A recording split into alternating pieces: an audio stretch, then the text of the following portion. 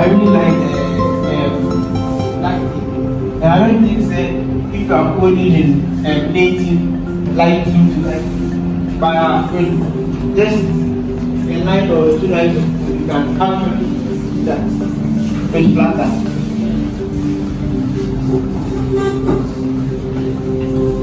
Okay, so let me show you another one.